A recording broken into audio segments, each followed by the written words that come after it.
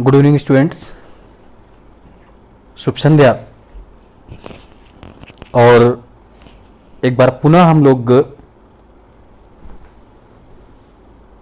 राजकोट से राजघाट जो गांधी जी की यात्रा है उसके अपने तीसरे वीडियो पे आप लोगों से जुड़ने की उम्मीद है। इसके पहले इसके 2 वीडियो आ चुके हैं और मुझे उम्मीद है कि वो आपको अच्छे लगे होंगे। निश्चित रूप से आपके एग्जाम्स के लिए और नॉलेज के लिए बहुत बेहतर है।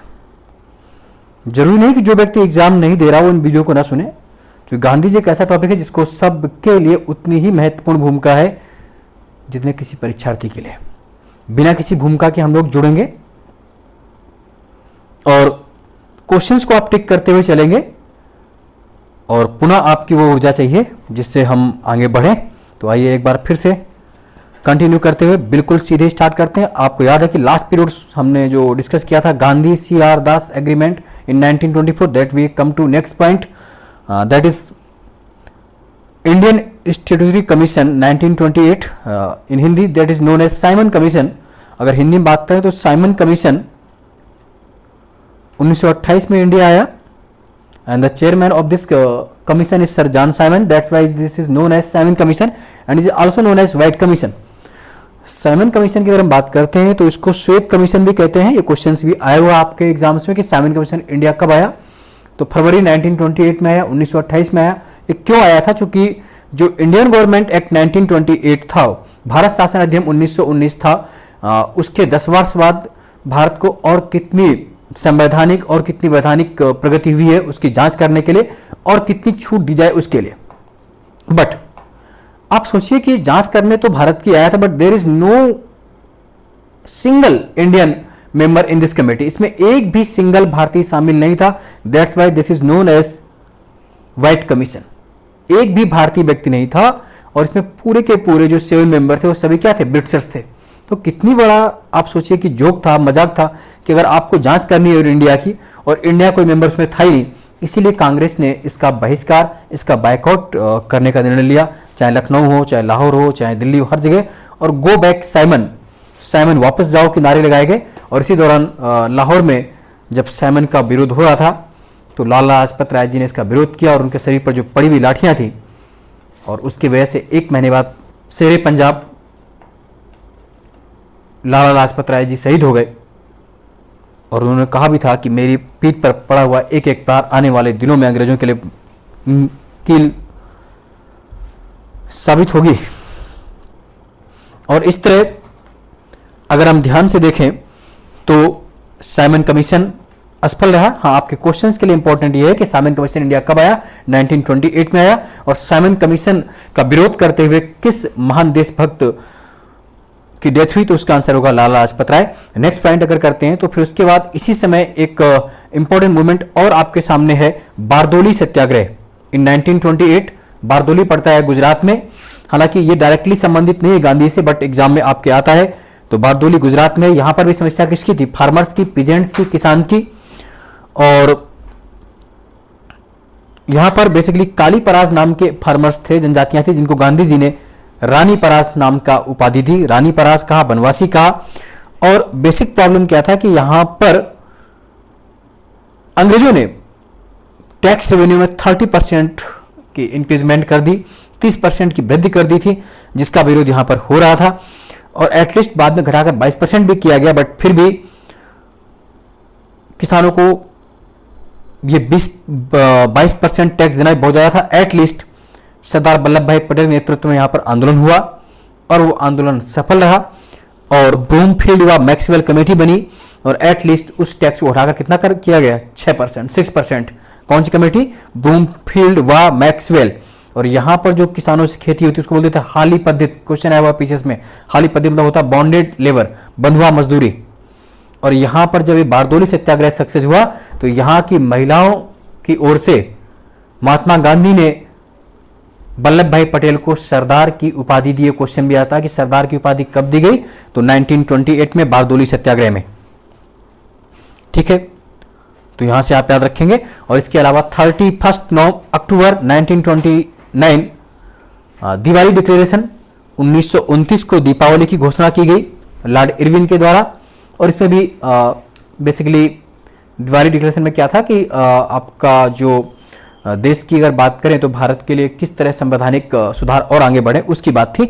आगे हम लोग बढ़ेंगे तो आगे जब देखेंगे तो फिर एक इम्पोर्टेंट पॉइंट हम डिस्कस करेंगे। चूंकि 1929 के लाहौर सेशन में पूर्ण स्वराज की बात हो चुकी थी, तो उसी के तहत गांधी जी ने 1930 में एक महान सत्याग्रह स्टार्ट किया जिसे हम सिविल डिसओबेडेंट मूवमेंट या सविनय अवज्ञा आंदोलन या डांडी मार्च के नाम से भी जानते हैं, नमक सत्याग्रह के नाम से भी जानते हैं। गांधी जी स्टार्टेड 12 मार्च 1930 इन अहमदाबाद। गांधी जी ने 12 मार्च 1930 को अहमदाबाद से डांडी मार्च स्टार्ट किया और स्टार्टिंग में उनके साथ कितने लोग थे अगर आपसे क्वेश्चन पूछेंगे तो देयर वर 78 साथी उनके साथ थे, 78 पीपल्स। और कब गांधी जी पहुंचे? 5 अप्रैल 1930 को गांधी जी दांडी पहुंचे, गुजरात के नवसारी डिस्ट्रिक्ट में। जो डिस्टेंस थी वो 240 माइल्स 340 किमी की डिस्टेंस थी। एंड गांधी जी ने कितना समय लिया? कुल 24 डेज का टाइम लगा। That means per day 10 miles, 10 मील यात्रा प्रतिदिन की। 24 दिन में गांधी जी 5 अप्रैल को वहां पहुंचे और 6 अप्रैल 1930 को दांडी समुद्र तट पे गांधी जी ने एक मुट्ठी नमक उठाकर नमक सत्याग्रह प्रारंभ किया, साल्ट मार्च स्टार्ट किया। बच्चों यहां से महत्वपूर्ण क्वेश्चंस बनते हैं प्री मेंस कोई भी एग्जाम्स हो, आपको रिमेंबर करना है, आपको याद रखना है कि इसमें कोई गलत आपको नहीं होना चाहिए। एक बात और याद रखना, जब गांधी चले थे वहां से तो उनके साथ मात्र 78 कंपेनियन थे, 78 साथी थे। लेकिन जैसे गांधी जी का कारवां चलता गया समुद्र की ओर, लाखों लोग उनके साथ जुड़ते गए। और उसी समय एक महान कवि ने लिखा था, चल पड़े जिधर दो डग, चल पड़े कोट पग उसी ओर, गड़ गई जिधर एक दृष्टि, गड़ गए कोट नग उसी ओर। और इस तरह ये सत्याग्रह स्टार्ट हुआ। और गांधी जी के साबरमती से दांडी मार्च की तुलना सुभाष चंद्र बोस ने नेपोलियन के पेरिस मार्च और मुसोलिनी के रोम मार्च से की थी। ये क्वेश्चन भी राजस्थान पीसीएस में 2 बार आ चुका है। आरएएस में किसने चर्चा की थी? सुभाष चंद्र बोस ने गांधी जी के दांडी मार्च को क्या कहा था? नेपोलियन का पेरिस मार्च और मुसोलिनी की रोम मार्च से की थी। और इसी दौरान पूरे देश में गांधी जी ने इस मूवमेंट को चलाया। इसमें यह था कि जहां पर आप नमक कानून नहीं समाप्त कर सकते, जहां पर समुद्र नहीं है, जहां पर सी लेवल नहीं है, वहां पर आप फॉरेस्ट मूवमेंट, वन सत्याग्रह चलाइए, चौकीदारी आंदोलन चलाइए, टैक्स मत दीजिए। और इसी आंदोलन के दौरान गर्ल्स ने, लड़कियों ने मांजरी सेना और बॉयज ने बानर सेना बनाई, जो अपने आप में अभूतपूर्व रहा। और इसी आंदोलन में सबसे बड़ा एक कार्यक्रम जो इसका नहीं था, महिलाओं ने बड़ी मात्रा में वाइन की शॉप्स पर, शराब की दुकानों पर पिकेटिंग, धरना प्रदर्शन किए। और इसी मूवमेंट के दौरान नॉर्थ वेस्ट प्रांत, उत्तर पश्चिम सीमा प्रांत में एक महान व्यक्ति हुए जिसे आप फ्रंटियर गांधी के नाम से जानते हो। Who is the frontier Gandhi? उनका नाम फ्रंटियर गांधी कौन थे तो आप सब बताएंगे। खान अब्दुल गफ्फार खान को हम सीमांत गांधी, फ्रंटियर गांधी के नाम से जानते हैं। ये क्वेश्चन भी आता हो तो फ्रंटियर गांधी कौन है? खान अब्दुल गफ्फार खान है। इन्होंने कौन सी पार्टी बनाई थी? रेड शर्ट, लाल कुर्ती पार्टी बनाई थी और ये वहां पर मूवमेंट कर रहे थे। तो उस दौरान अंग्रेजों ने आदेश दिया, भारतीय सेना जो पेशावर में सेना थी, कि इन पर गोली बरसाई जाए। बट उस सेना के कमांडर वीर चंद्र सिंह गढ़वाली, जो कि उत्तराखंड के थे, गढ़वाल के थे, उन्होंने गोली चलाने से मना कर दिया। यह क्वेश्चन उत्तराखंड पीसीएस में अलग से आता है कि किस व्यक्ति ने गोली चलाने से मना कर दिया, तो उत्तराखंड के महान शहीद चंद्र सिंह गढ़वाली। इसी दौरान लाखों ऐसी घटनाएं हुई जिसका वर्णन इस टॉपिक में नहीं किया सकता। एक छोटी सी लड़की थी, रानी गाइदिन्लू का नाम सुना हो आपने, नागालैंड में। उसने भी इस मूवमेंट को बड़ी मात्रा में जारलंग आंदोलन चलाया और उसे वहां नागालैंड की रानी लक्ष्मीबाई कहा जाता है। इसी मूवमेंट के दौरान मई 1930 में धरासना में गांधी जी गिरफ्तार हुए, जहां पर बड़ी मात्रा में लाठियां बरसाई गई। और इसका वर्णन गांधी के साथ मौजूद पत्रकार बे मिलर ने अपनी पुस्तक में किया है। यह क्वेश्चन भी आता है कि दांडी मार्च के समय या सबने अवज्ञा आंदोलन के समय कौन पत्रकार गांधी जी के साथ मौजूद था, तो उसका आंसर क्या होगा बच्चों? Web Miller, web Miller. और इस दौरान अंग्रेजों ने लंदन में राउंड टेबल मीटिंग करने की बात की, गोलमेज सम्मेलन की बात की। आप जानते हैं कि 3 गोलमेज सम्मेलन हुए थे, 30, 31, 32 राउंड टेबल मीटिंग कहां पर भी, लंदन में सेंट जेम्स पैलेस। तो जो पहला गोलमेज सम्मेलन हुआ था वो 1930 में हुआ था, 1930 में लंदन के सेंट जेम्स पैलेस में। इसका उद्घाटन किया था जॉर्ज पंचम ने और इसकी अध्यक्षता की थी रैमजे मैकडोनाल्ड ने।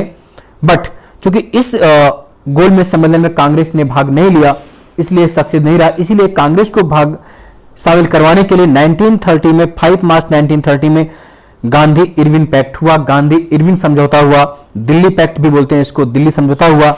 और उस समझौते के तहत गांधी जी ने मूवमेंट बंद करके राउंड टेबल मीटिंग में भाग लेना स्टार्ट किया। हालांकि कुछ जो नौजवान साथी हैं हमारे, कुछ स्टूडेंट्स जो विरोध लगाते हैं कि इसी पैक्ट में गांधी जी ने भगत सिंह की फांसी पर रोक लगाने की बात नहीं की। हालांकि इस पर कभी चर्चा हम बाद में करेंगे, यह मुद्दा दूसरा है, विवादित मुद्दा, इस पर बाद में बात होगी। अभी हम अपने कोर्स के हिसाब से चलते हैं। तो सेकेंड राउंड टेबल मीटिंग में गांधी जी भाग लेने गए। कब गए? 1931 में गए। लेकिन गांधी जी को वहां पर सफलता नहीं मिली और वापस लौटे गांधी जी। गांधी जी ने कहा था कि मैं भले वहां से खाली हाथ लौटा हूं, लेकिन मैंने देश की आभा, स्वतंत्रता और गरिमा को गिरवी नहीं किया। आप ये याद भी रखिए कि जब महान वो अर्धनंगा फकीर उस सेंट जेम्स पैलेस की सीढ़ियां चढ़ रहा था तो अपने आप में दृश्य अद्भुत था। वहां के जॉर्ज पंचम ने कहा था कि मिस्टर गांधी भाई और बाइकआउट माय सन, कि मेरे बेटे का बहिष्कार क्यों किया? तो गांधी ने कहा था कि वो आपके बेटे का बहिष्कार नहीं किया, जो भी अंग्रेज भारत आएगा मैं उसका सबका बहिष्कार करूंगा। और 1932 में फिर गांधी जी ने भाग नहीं लिया। इस तरह जो क्वेश्चंस बनता है आपका कि कितने राउंड टेबल मीटिंग्स हुए, तो 3 हुए, 30, 31, 32। Only second round table meeting Congress है पार्टिसिपेटेड।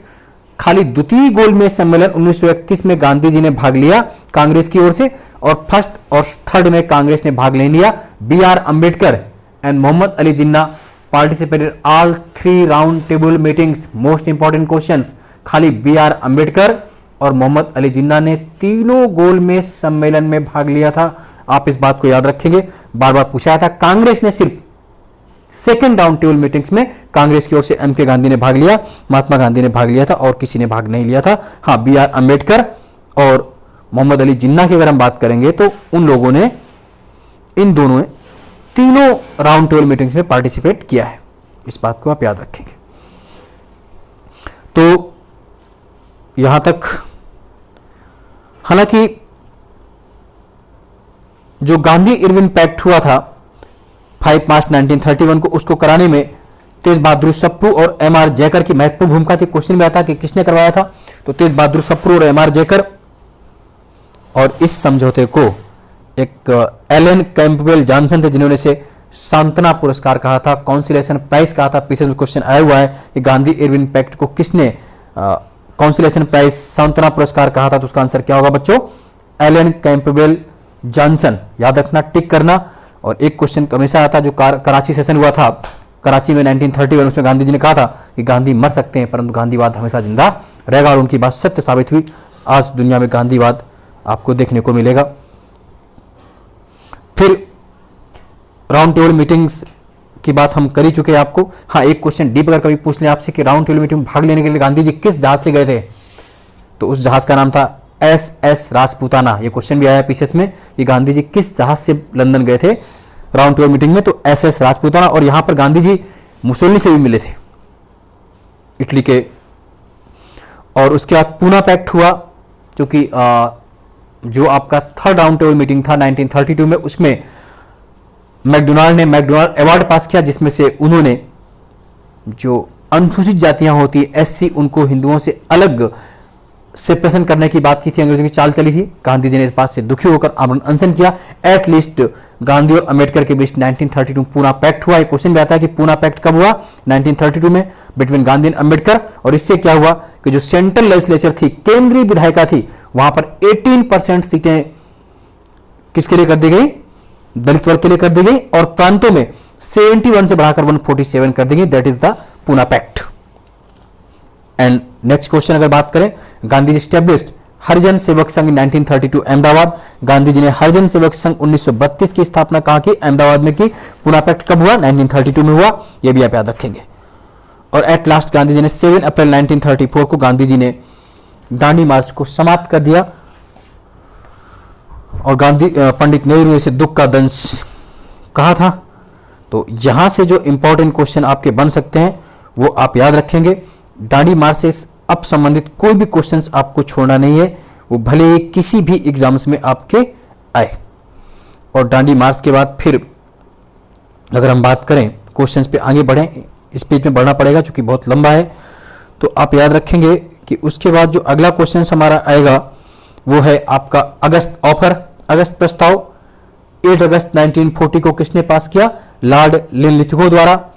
इसमें भी देश में कैसे संवैधानिक सुधार किए जाए उसकी बात थी। आपके लिए इतने ही इंपॉर्टेंट है प्री के लिए कि किस डेट को आया, तो 8 अगस्त 1940 को।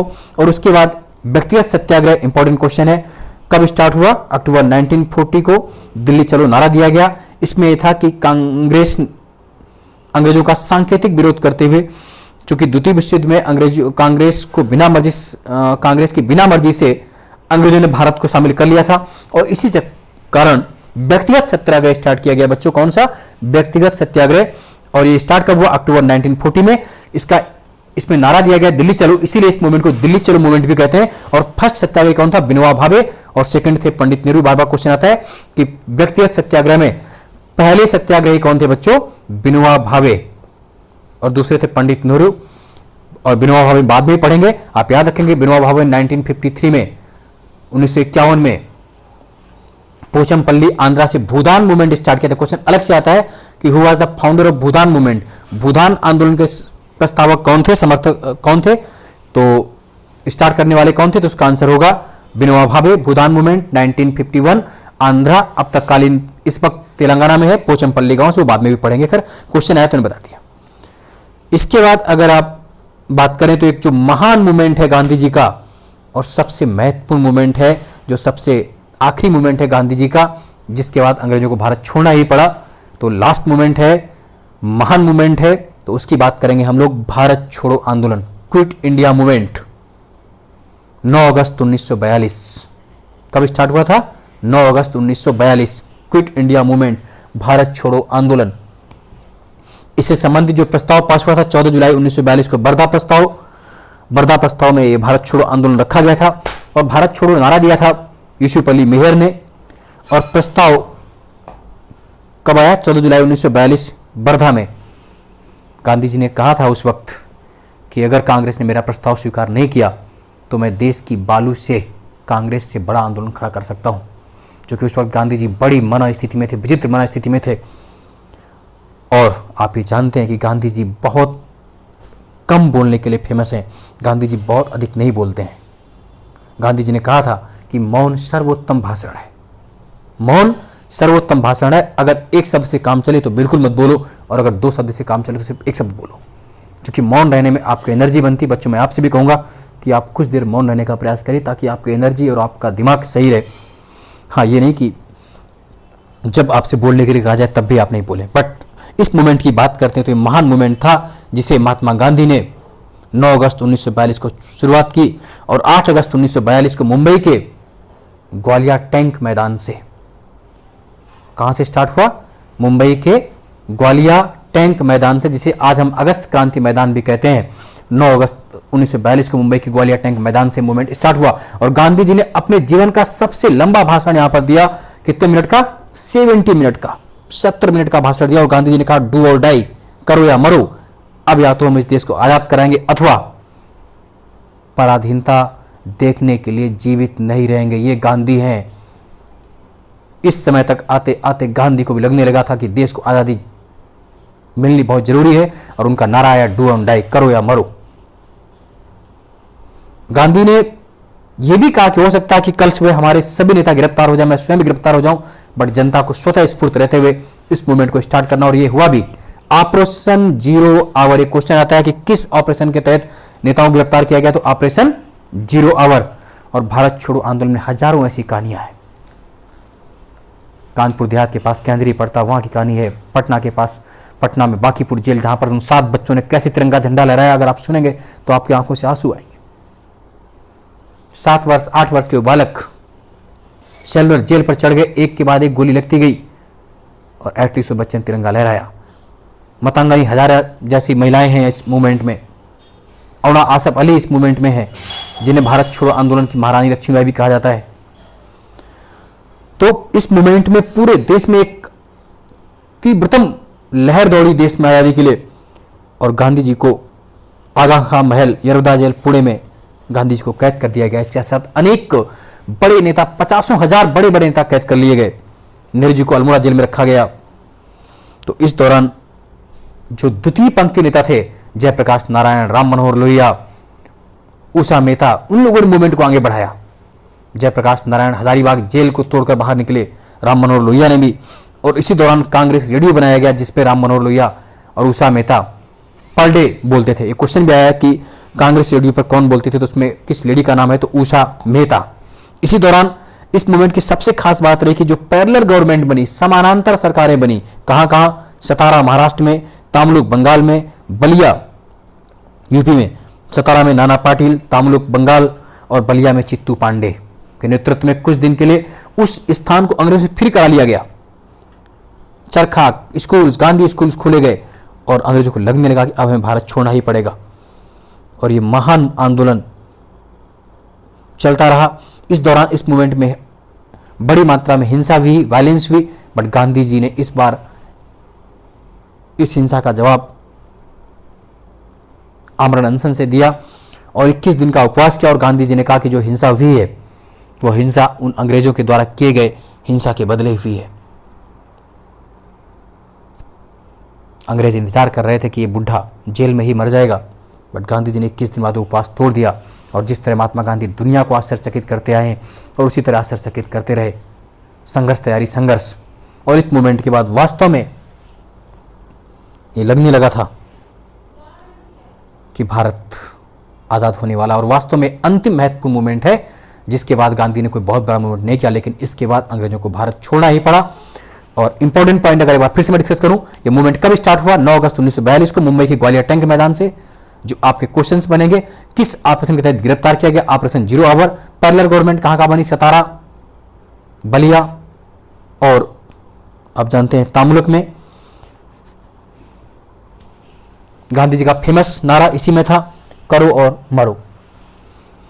इसके बाद 1944 में एक फार्मूला आता है, CR फार्मूला, राजगोपालाचारी के द्वारा, जिसमें बंटवारे से बचने की बात थी। हालांकि बंटवारे वाली पूरी कहानी मैं अलग बनाऊंगा, इसलिए मैं शॉर्टकट इसमें कर रहा हूं। फिर देसाई लियाकत समझौता कब आया, 1944 में। इसमें भी गांधी जी ने बचाने का प्रयास किया, बट वो सफल नहीं हो सके। और फिर मोहम्मद अली जिन्ना ने मुस्लिम लीग डायरेक्ट एक्शन डे मनाया, सीधी कार्रवाई दिवस मनाया 16 अगस्त 1946 को। क्वेश्चन आता है डायरेक्ट एक्शन डे कब सेलिब्रेट किया गया, 16 अगस्त 1946 को। जिन्ना ने कहा कि अब हमने पिस्तौल बना रही है, लड़के लेंगे, लेकर रहेंगे पाकिस्तान। और पूरे देश में दंगे भड़क गए और नोवाखोली में, कलकत्ता में भयंकर दंगे। खास बात यह है कि एटलीस्ट माउंटबेटन योजना के 3 जून 1947 ये भी आता है। माउंटबेटन योजना कब की, 3 जून 1947 के तहत 15 अगस्त 1947 को हमारा देश डिवाइड हो गया, 2 भागों में बढ़ गया। गांधी के ना चाहते हुए बंटवारा हुआ। गांधी ने कहा था कि बंटवारा मेरी लाश पर होगा, बट वो भी मजबूर हो गए समय के साथ। 15 अगस्त 1947 को जब पूरा देश जश्न मना रहा था, पूरे देश में उत्साह था, उतनी भीड़ कभी जीवन में हुई नहीं। लाखों करोड़ों लोग दिल्ली दौड़े उस आज़ादी की शाम को, उस आज़ादी के अनुभव को देखने के लिए। बट वहाँ पर एक व्यक्ति मौजूद नहीं था, और वो था मोहनदास करमचंद गांधी। वो उस नोवाखोली कलकत्ते में दंगे शांत कर रहा था, जिसको अंग्रेजों की 50,000 की सेना भी दंगे शांत नहीं कर पाई। गांधी जी गए, लोगों ने कांच के टुकड़े बिखेर दिए, कांटे फेंक दिए, बट वो बेचारा बुढ़ा अपनी एक लाठी और आधी युवती के साथ वहाँ पहुँचा, और जो काम 50,000 सिपाही नहीं कर पाए, उस अकेले बुढ़े ने कर दिया। वहाँ पर दंगे शांत हो गए। और इसीलिए लॉर्ड लुई माउंटबेटन ने कहा था कि Gandhi ji 1 man boundary force हैं, एक अकेले आदमी की सेना है। और वो व्यक्ति समय का बड़ा पाबंद था। प्रधानमंत्री बनने की बारी आई, पटेल को समर्थन ज़्यादा था, नेहरू को समर्थन कम था, 9 और 1 का रेशियो था। बट गांधी जी के एक बार कहने पटेल बैठ गए और चर्चा होती रहती थी पटेल और नेहरू की, पटेल और गांधी की भी, कि देश को आगे कैसे बढ़ाया जाए। गांधी जी समय के हमेशा पाबंद थे, हमेशा टाइम से पहुंचते थे। प्रतिदिन उनका बिरला भवन राजघाट के पास प्रार्थना सभा होती थी, हमेशा टाइम से पहुंचते थे। एक भी दिन जीवन में वो लेट नहीं होते थे। वो अपनी घड़ी अपने कमर में रखते थे, वो घड़ी पहनते नहीं थे। एक दिन पटेल मिलने गए। पटेल से बापू ने कहा, बापू कुछ देश में स्थितियां गड़बड़ हैं, आप उसे ध्यान दीजिए। बहुत सी ऐसी बातें हैं जिस पर मैं इतना चर्चा नहीं कर सकता। इस पर कभी गांधी के बारे में फिर लंबा हम लोग लेक्चर करेंगे, तब करेंगे, समय भी ज़्यादा हो रहा है। बस लास्ट पॉइंट, जिस दिन गांधी जी को लास्ट दिन जाना था उस दिन पटेल मिलने आए, बातचीत हुई, थोड़ा टाइम ज़्यादा हो गया। गांधी की जो नातिन हुआ करती थी साथ में, उन्होंने कहा कि टाइम ज़्यादा हो रहा है, अब हमें चलना चाहिए। चूँकि उस वक्त 18 जनवरी 1948 को पाकिस्तान ने भारत से 55 करोड़ रुपए मांगे थे। पटेल ने देने से मना भी किया था, हालांकि गांधी के कहने पर वो पैसे दिए गए। और कुछ और भी कारण है, उस कारण पर मैं जाऊंगा नहीं कि क्यों क्या हुआ, कैसे गांधी जी को मारा गया। और गांधी जी प्रार्थना सभा में उस दिन पहुंचे, लाखों लोग पैर छूते थे, बहुत से लोगों ने पैर छुए उस दिन गांधी जी के। और 5:20 पर 30 जून 1948 5:20 पर गांधी जी अपनी दोनों नातिन के कंधे पर चलते थे, क्योंकि अंतिम समय में गांधी जी के पैर लटकाने लगे थे, मनु और आभा। ऐसा कहा था कि नाथूराम गोडसे और नारायण आप्टे और भी लोग थे। सत्यता क्या है, ये इतिहास के गर्भ में है। 3 गोली लगी और बापू वहीं पर ही राम कह के शहीद हो गए। और उस महान का जाना देश के लिए आश्चर्यजनक घटना थी, जिस व्यक्ति ने पूरे जीवन अपने लिए कुर्बान किया। और उस वक्त इतना बड़ा हजूम उमड़ा दिल्ली में। पंडित नेहरू ने आकाशवाणी से कहा कि आज हमारे बीच से प्रकाश चला गया है। और जन दबाव के कारण 1 वर्ष के भीतर ही 15 नवंबर 1949 को गोडसे व नारायण आप्टे को अंबाला जेल में फांसी भी दे दी गई। बट अभी भी इस बात का दिल एक बार आज भी मजबूर होता है कि वास्तव में गांधी की हत्या स्वीकार करने को तैयार नहीं होता है। ऐसे व्यक्ति बार बार इस दुनिया में नहीं आते। और फिर लास्ट पॉइंट, फिर कभी लंबा लेक्चर इस पे करेंगे। भारत सरकार ने सब कुछ किया गांधी के नाम पर, आप पूरे वर्ल्ड में सब कुछ देखेंगे। और 1996 से भारत सरकार ने जो इंडियन करेंसी है, भारतीय रुपयों पर गांधी की तस्वीर कब से आई, 1996 सभी। और संयुक्त राष्ट्र संघ ने गांधी के समर्थन में गांधी के बर्थडे को 2 अक्टूबर को अंतर्राष्ट्रीय अहिंसा दिवस घोषित किया। तो ठीक है, आज के लिए यहीं पर, बाकी हम लोग नेक्स्ट वीडियो में मिलेंगे। एक बार इसको सुनिए और अपने क्वेश्चंस को आसानी से करिए। धन्यवाद।